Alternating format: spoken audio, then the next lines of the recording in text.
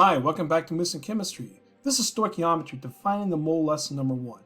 What is a mole? Well, a mole is a furry creature, so we understand that burrows underground. But in chemistry, a mole is something quite different.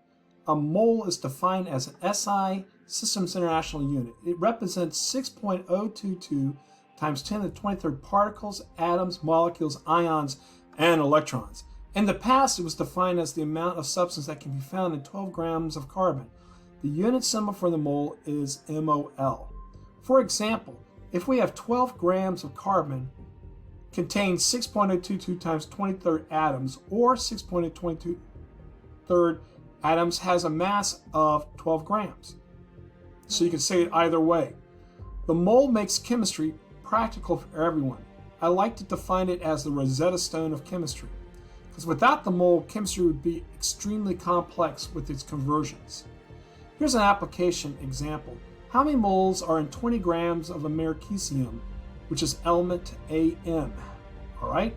Well, if we take 20 grams of Americasium, we look at the molar mass. Now, the molar mass, or the AMU, is the amount of protons and neutrons in the nucleus of the atom, so the mass of the protons and neutrons. And for Americasium, that happens to be 243 grams per mole, right? So if you had 20 grams of Americasium, how many moles do you have? Well, you take 20 divided by 243, you come up with 0.082 moles of Americasium. Now, that tells you how many moles. If you wanted to know how many atoms that were exactly in that amount of Americasium, all you would have to do is you take the amount of moles, right, of Americasium, times it by Avogadro's number, which is the mole. 6.022 times 10 to the 23rd atoms, cancel out the mole unit, and that tells you that you have 4.95 times 10 to the 22 atoms, and that would be exact.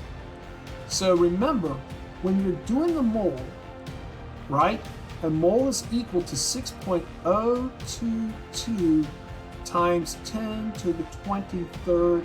It could be atoms, molecules, ions, or electrons. Okay, and what the basic purpose of the mole is, it's a unit to convert the mass of one compound into the mass, say, of another. Because, like, for example, you're going to go from my grams to my moles to their moles to their grams. Okay? So anyway, guys, you be snarly, and we'll see you back here at Moosey in Chemistry.